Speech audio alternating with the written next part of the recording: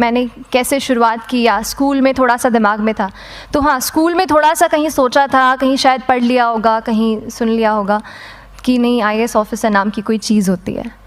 लेकिन तब ये भी नहीं पता था कि यार UPSC नाम की कोई एग्ज़ाम है, सिविल सर्विस एग्ज़ाम है, उससे और भी पोस्ट में आप सिलेक्ट हो सकते हैं, ऐसा कुछ नॉलेज नहीं था। जब मैं अपने कॉलेज लेवल में आई, जब कॉलेज में एडमिशन लिया, मैंने भोपाल से ही प्राइवेट इंजीनियरिंग कॉलेज से केमिकल इंजीनियरिंग किया है, और उस दौरान मुझे जब मैंने सोचना शुरुआत की कि क्या बनना है, कंटेम्पलेट किया कि एग्जैक्टली क्या करियर चाहती हूँ, तो लगा कि यार कहीं जो पुरानी ड्रीम थी, एक जो सपना था, वो अभी उसको सामने लाना चाहिए। फिर इस बारे में और पढ़ा, और तब खान स्टडी ग्रुप भोपाल में सेंटर वहाँ पे जैसे शुरू हो गया था, तो मेरा जो फाउंडेशन कोर्स है मैंने वहाँ से किया। और इस एग्ज़ाम के बारे में जो चीज़ें मुझे 1-2 साल में समझ में आई हैं, वो कुछ चीज़ें मैं आपसे शेयर करना चाहती हूँ। सबसे पहली चीज़ जो पहले जय और रचना हम दोनों बोल चुके हैं कि कंसिस्टेंसी। आप अगर दिन में, कई बार हमसे सवाल पूछते हैं कि आप कितने घंटे पढ़ाई करते हैं, तो देखिए घंटे मैटर नहीं करते। कोई 17-18 घंटे हमें नहीं पढ़ना है, उतना हम पढ़ भी नहीं सकते। एक दिन पढ़ सकते हैं, दूसरे दिन नहीं पढ़ पाएंगे। 5 से 6 घंटे ही आपको देने हैं या उतने निकालने हैं, पर वो जो वक्त आप अपनी पढ़ाई को देते हो, वो कंसिस्टेंटली आपको रोज़ उतना ही अपने पढ़ाई को देना है। Consistency is the key, that is the first and the most important thing जो आपको ध्यान में रखनी है। दूसरी चीज़ इस एग्ज़ाम में मुझे लगता है इक्वली इम्पॉर्टेंट है, क्योंकि ये जर्नी लंबी होती है। जैसे एग्ज़ाम ही 1 साल तक चलती है, आप प्रीलिम्स देते हैं, फिर आप मेंस देते हैं, आप इंटरव्यू में जाते हैं पर्सनालिटी टेस्ट के लिए, तो एग्ज़ाम 1 साल तक खुद चलती है। उसके पहले मान लीजिए आप 1-1.5-2 साल पहले से प्रिपेयर कर रहे हो, तो ये जर्नी काफ़ी लंबी रहती है। उस जर्नी में मेंटली अपने आप को मोटिवेट रखना, अपने आप को बूस्ट करते रहना, वो भी इक्वली इम्पॉर्टेंट है, और इसीलिए अपने आप पर भरोसा बेहद ज़रूरी है। You need to have a faith in yourself कि अगर आपने इसमें कदम रखा है, अगर आपने सोचा है कि आप सिविल सर्विस एग्ज़ाम देना चाहते हैं और देंगे, तो आपको ये ठान के उसमें जाना है कि हाँ, मैं ये कर सकता या कर सकती हूँ।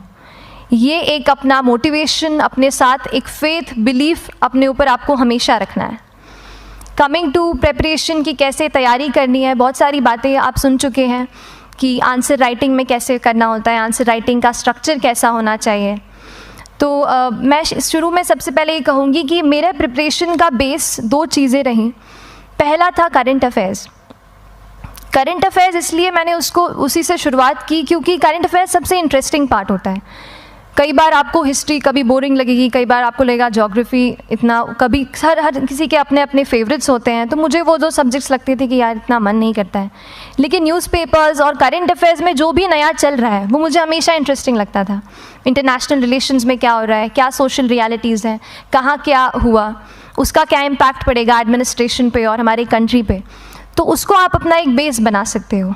आप करंट अफेयर्स बेस्ड प्रिपरेशन कर सकते हैं, इसलिए भी क्योंकि अगर आप मेंस एग्ज़ाम देखेंगे तो काफ़ी डायनामिज्म आ गया है, केवल प्रीलिम्स में नहीं बल्कि जनरल स्टडीज़ पेपर 2, पेपर 3 में भी आप देखेंगे कई सारे ऐसे सवाल हैं जो करंट इवेंट्स से इंस्पायर्ड होते हैं, उन पे बेस्ड रहते हैं। तो जब आप न्यूज़पेपर बेस्ड, करंट बेस्ड पढ़ाई करते हैं तो वो आपका प्रिपरेशन वहाँ से भी कवर हो सकता है। दूसरी जो चीज़ मैंने जिस पे बहुत फोकस किया वो थी आंसर राइटिंग। तो आंसर राइटिंग का, जैसे खान सर बता रहे थे कि आंसर राइटिंग की प्रैक्टिस बहुत की, तो उसके पीछे मेरा ये था कि जब मैं हमेशा प्रीलिम्स का कोई भी पेपर टेस्ट देती थी, हम मॉक टेस्ट देते हैं, तो मॉक टेस्ट देती थी तो हमेशा मेरे मार्क्स करीब 90 to 110, 120, इससे ऊपर मेरे कभी मार्क्स नहीं जाते थे।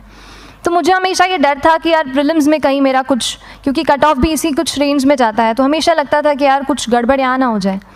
लेकिन जब मैंने आंसर राइटिंग की और मेंस एग्ज़ाम के बारे में जाना, तब मुझे लगा कि आंसर राइटिंग एक ऐसी चीज़ है, मेंस एक ऐसा फेज़ है सिविल सर्विस एग्ज़ाम का जहाँ पे आप अच्छे से तैयारी कर सकते हैं। And if you have written the answers, if you know कि you have covered the points well, if you have included उसमें कुछ आपने facts, international reports, government schemes, आपने कुछ ऐसे उसमें सॉल्व भी डाला है, तो जो रिज़ल्ट आएगा वो सेटिस्फैक्ट्री ही आएगा, अच्छा ही आएगा।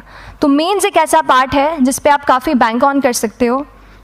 मैं जब पर्सनालिटी टेस्ट भी मैंने दिया, तो इस बार भी आप नंबर्स देखेंगे तो आसपास की रैंक के हिसाब से मेरे नंबर्स उसमें कम हैं, लेकिन it is just the general studies and the answer writing part, जो मेंस के जो वो है मार्क्स हैं या मेंस का जो एक फैक्टर रहा, वो मेरे लिए सबसे ज़्यादा इंपॉर्टेंट डिसाइडिंग फैक्टर रहा है।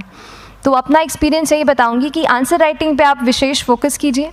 जैसा स्ट्रक्चर आपको बता ही चुके हैं कि इंट्रोडक्शन में कैसे आपको शॉर्ट रखना है, बॉडी एंड देन कंक्लूजन, उसमें छोटी चीज़ जैसे मैं अभी मेंशन कर रही थी, आप एक इंश्योर कीजिए कि देखिए जो भी एग्जामिनर आपकी कॉपी चेक कर रहे हैं वो दिन में 10, 15, 20 कॉपीज़ चेक कर रहे हैं, तो उन सब से आपको अलग कैसे आप अपनी कॉपी दिखा सकते हो, ये चीज़ आपका प्रेजेंटेशन और आप जिस तरीके से आंसर लिखते हो कंटेंट को, वो मैटर करेगा। आप इंश्योर कर सकते हैं कि आपके आंसर में कुछ फैक्ट्स, गवर्नमेंट की स्कीम्स, कुछ कमिटीज़ बैठती हैं, जैसे एक प्रिवेसी पे justice BN Shri Krishna committee की रिपोर्ट आई है, तो आप मान लीजिए आपको कोई प्रिवेसी पे सवाल आ गया तो आपने उन कमेटी का नाम कोट कर दिया। ऐसे बहुत सारी कमिटीज़ होती हैं। कुछ इंटरनेशनल रिपोर्ट्स आते हैं, वो आप उनको इनके बारे में लिख सकते हैं। इंडिया का मैप आप बना सकते हैं। मैंने सीख लिया था कि 10-15 सेकेंड्स में कैसे जल्दी से मैप बनाना है और उस पर कैसे पॉइंट कुछ करना है, कुछ लोकेट करना है। तो ये कुछ ऐसी चीज़ें हैं जो आपके आंसर्स को एनरिच करेंगी और प्रेजेंटेबल बनाएंगी। तो इस तरीके से आंसर्स पे जैसे हम क्लास करते हैं, लेकिन उसके साथ साथ आपको ये कोशिश करनी है कि 1 से 2 आंसर पर डे आपको ज़रूर लिखने ही लिखने हैं, apart from the test series that you are doing. Answer writing से 2-3 चीज़ें होती हैं, ना केवल हमारी एक लिखने का हमें समझ आता है हम क्या लिखते हैं कैसा है, पर हमारा कॉम्प्रिहेंशन भी इम्प्रूव होता है। हमें कितना समझ में आया वो भी हमें खुद समझ आता है जब हम आंसर्स लिखते हैं। और इसीलिए आंसर राइटिंग पे आप फोकस कीजिए, 1 से 2 आंसर ज़रूर लिखिए। और आंसर राइटिंग के बाद the third pillar of my preparation जो काफ़ी इंपॉर्टेंट जिसने रोल प्ले किया, that was tests and test series and mocks. देखिए हम पढ़ रहे हैं यहाँ पर, I will also come to the point कि हम कैसे दिल्ली, भोपाल और इंदौर में प्रिपेयर करके बिना दिल्ली जाए हम कैसे कर सकते हैं, I will come to that point. पर उसके पहले टेस्ट की थोड़ी बात कर लेती हूँ कि टेस्ट देना क्यों ज़रूरी है। हम ये जो एग्ज़ाम दे रहे हैं सिविल सर्विस की, ये एक ऑल इंडिया लेवल एग्ज़ाम है and this cut throat competition. तो उसके लिए आप केवल पढ़ते रहें, सारी बुक्स, मटेरियल्स, स्टैंडर्ड ये करंट का सब पढ़ लें, लेकिन अगर आप ये नहीं जज कर पाए कि आपका क्या लेवल है at an all India level, तो चीज़ें समझ में आप नहीं, मतलब आप आगे नहीं बढ़ पाएंगे या सही डायरेक्शन नहीं पकड़ पाएंगे। तो इसलिए आप टेस्ट से घबराइए मत। कई बार टेस्ट का इनर्शिया होता है, ऐसे लगता है कि जब तक पूरा सिलेबस कंप्लीट नहीं कर लूँ तब तक टेस्ट नहीं दूंगा, लेकिन सच में बात ये होती है कि जब तक हम GS के मतलब पेपर देने अंदर भी घुसते हैं ना, तब भी उस सेकंड पे लग रहा होता है कि कुछ छूट गया है हमारा। तो ये चीज़ होगी ही, इसीलिए ये मैं कभी मत सोचिए कि जब तक पूरा सिलेबस नहीं कर लूँ टेस्ट नहीं दूंगा। जैसे आपका एक थोड़ा बेस बन जाता है प्रिपरेशन का, आप टेस्ट दीजिए, चाहे वो प्रीलिम्स का MCQ का टेस्ट हो या मेंस का राइटिंग स्किल की प्रैक्टिस हो, टेस्ट पे आप फोकस कीजिए। उसके बाद टेस्ट केवल देने के लिए नहीं देना है, उसको एनालाइज भी अच्छे से करना है। When you get the answer hints, when you get the answer keys, analyse properly कि आपकी क्या गलती हुई है और उससे भी सीखने की कोशिश कीजिए कि क्या कुछ नया मुझे इस टेस्ट पेपर से या इस आंसर कॉपी से मिल सकता है। तो इस तरह से टेस्ट पे भी आप फोकस कीजिए। And I will come lastly to the point कि जब मैंने प्रिपरेशन शुरू की थी अपने कॉलेज के 2nd ईयर 3rd ईयर आते आते, तो मन में बहुत सारे फियर्स थे। मैं भी एक नॉर्मल फैमिली से हूँ, मेरे फैमिली में किसी ने आज तक सिविल सर्विस का पेपर भी नहीं लिखा था, तो मन में बहुत सारे फियर्स थे, डाउट्स थे, क्या होगा, कैसे होगा। तो हो सकता है आपके मन में भी ऐसा हो। और हम जैसे यहाँ रहते हैं, हम सोचते हैं कि दिल्ली जाना तो सबसे ज़रूरी है, उसके बिना तो ये एग्ज़ाम हो ही नहीं सकती। तो उस पर मैं एक चीज़ बताना चाहूँगी कि जैसे KSG जैसे इंस्टीट्यूट हैं, जो फैकल्टी भी हमें वही मिलती है जो दिल्ली में पढ़ा रहे हैं, तो ये एक बहुत पॉजिटिव पॉइंट है कि क्वालिटी का कोई दिक्कत नहीं आएगी। बस एक चीज़ है, आप ज्वाइन करते हैं class, that will only provide you a direction. वो आपका रास्ता दिखा सकते हैं आपको कि इस रास्ते पर आपको चलना है, लेकिन चलना उस रास्ते पे आपको खुद है। You have to work on your own. कभी ये मत सोचिए कि मैं वहाँ नहीं जा पा रहा हूँ तो नहीं हो सकता, यहाँ है, तो हम एक्सक्यूज़ेस बनाते हैं। कई बार चैलेंजेस आते हैं। तो मैंने कॉलेज के साथ प्रिपरेशन की, तो उसमें भी काफ़ी दिक्कत आती थी। कभी कभार कॉलेज की एग्ज़ाम होती थी तो इसमें मैं अपना उतना वक्त नहीं दे पाती थी। तो उस मोमेंट पे फिर प्लानिंग ने मुझे बहुत हेल्प किया कि हम किस तरीके से अपने कॉलेज के एग्ज़ाम के लिए प्लान कर लें। जैसे मैंने इंजीनियरिंग की है और मुझे पता है कि हम इंजीनियर्स 1 महीने से ज़्यादा पहले से पढ़ते नहीं हैं। पढ़ते हैं क्या? तो वो चीज़ आप ध्यान रख सकते हो, उसको अपना स्ट्रॉन्ग पॉइंट बना सकते हो।